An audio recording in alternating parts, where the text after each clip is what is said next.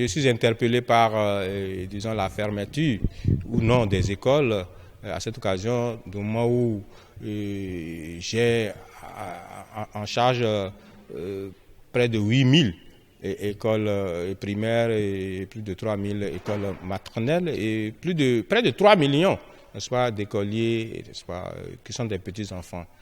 On n'a pas manqué de s'intéresser à la vie de nos écoles. Encore que c'est près de 3 millions de familles qui sont concernées.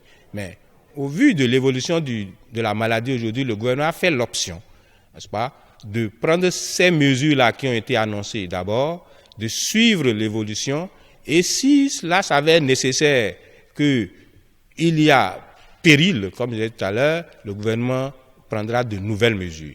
Deuxième chose, vous savez, nous sommes déjà à quelques semaines du congé du deuxième trimestre.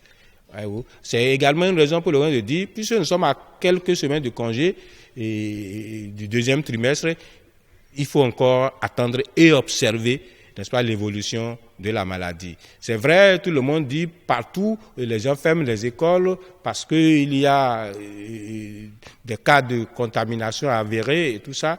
Mais c'est également vrai que chaque pays doit pouvoir tenir compte de ces réalités. Nos réalités aujourd'hui nous permettent de nous limiter aux mesures qui ont été prises et qui ont été annoncées, n'est-ce pas, par le porte-parole du gouvernement. Deuxième chose ou troisième chose que je devrais pouvoir vous dire, en réalité, le mal n'est pas parti de nos écoles pour qu'on dise que c'est nos écoles qui sont responsables de cela.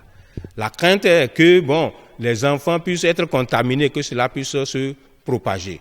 Alors si c'est ça la préoccupation, même en fermant les écoles, les enfants vont se retrouver dans leur famille et en famille, ils vont se retrouver également dans la rue et dans la ville. À moins que nous ne soyons dans une situation de confinement total, où personne ne sort, où personne ne se retrouve quelque part. C'est pourquoi le gouvernement a fait l'option de les maintenir à l'école. Et en les maintenant à l'école, les mesures hygiéniques qui étaient déjà en place et qui faisaient déjà objet d'enseignement apprentissage dans les écoles vont être renforcées. De quelles mesures il est question? Le lavage des mains dans nos écoles est fait de façon systématique. Je disais tantôt que ça fait objet même d'enseignement apprentissage. Et dans chaque école, il y a forcément un dispositif pour le lavage des mains. Donc c'est ces mesures-là. Nous, à notre niveau, on l'a déjà renforcé, on a déjà écrit aux responsables d'école pour que ces mesures-là puissent être renforcées. Donc on a travaillé sur ça, que les enfants arrivés à l'école avant de rentrer dans leur puissent se mettre en rang pour être en classe pour ce qui concerne mon sous-secteur. Alors avant qu'ils n'aillent en classe, ils doivent se laver les mains.